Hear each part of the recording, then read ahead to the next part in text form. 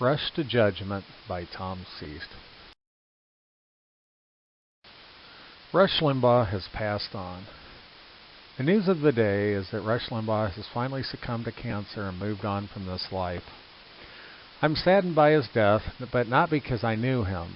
I'm saddened by his death because he meant so much to so many people. Mega dittos. For the ditto heads, there will be mourning for a while, as people remember the fond times and things that he used to say with a half a brain tied behind his back. To them, he was an icon, an entertainer, and a friend, a voice that talked to them almost daily. Less dittos. For some of us, we enjoyed listening to the man and the legend, but we didn't necessarily agree with him. As someone from Missouri who was true to his roots, he definitely was representative of the majority of the residents of the state at some point in the past. No dittos. Then, as always, there are the people that hated the man. Some are actively rejoicing in his passing and his absence here on earth. While I know people that have despised the man and rejoiced in his passing, I cannot join in their joy or celebration.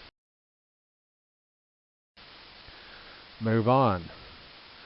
When I was a teenager, I started listening to talk radio after my freshman year class of music appreciation ruined my appreciation for music. We had no podcast at the time, and portable TVs were barely portable, so we listened to talk radio instead. I enjoyed listening to all forms of talk radio because I could learn and listen passively while doing other things. I spent many years listening to Rush Limbaugh and Larry King, so Rush helped me move on from music. Conservatism. Rush defined the mainstream conservatism of the day, and while I wasn't in agreement with many things, he helped me understand that the modern-day conservative in the Republican Party was supposed to be. I knew I'd never understand the conservative way on many issues, but I could understand Rush's version of that piece of history. Liberalism. Listening to Larry King in that same era helped me understand what the left-leaning side of the country leaned towards, and I appreciated his non-confrontational style. Man without a country. At that time, Rush would take vacations, and I would listen to other hosts that substituted for him, like Alan Keyes, Walter E. Williams, and Thomas Sowell. Of all of these, I appreciated Walter E. Williams the most and learned so much from him and the other host. Learning. I have always had a hunger for learning, to gain understanding from other people and what they like or believe or understand. So I learned by listening and observing. I never agreed with many of them in their entirety, but I have learned so many lessons in life from observations from each one of them. Learning to fail. I have observed many of these talk show hosts and guest hosts fail in many ways in life, and I have learned the various styles of failure. They are all human, have failings, and may or may not have learned from their failings. I'm not sure I have learned from their life lessons or my own failings, but it is helpful to observe how each person handles failure. Last listen. I last heard Rush Limbaugh about 3 years ago, and it was quite by accident. I had last listened to him at around the year 2000. I'm sad to say that I didn't recognize his voice, as life had taken its toll, but I recognized the pattern of his message. Grateful. I'll miss Rush Limbaugh, not for his message, but for his gift to me of learning to learn in new formats, to appreciate the new technologies like talk radio, then audiobooks, then streaming video, streaming audio, and podcast. He freed me at a time when I had difficulty appreciating music, and the alternative landscape was thin and void. Divisive.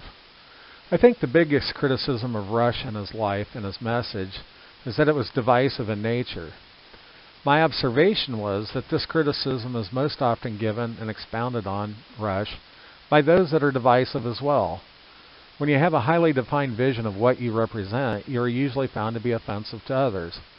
So I found Rush to be far less divisive than his harshest critics, and I'll likely never be in agreement with either side of the political spectrum. Clarification. Rush and his critics have made it easy for me to clarify my position when it comes to politics and political parties.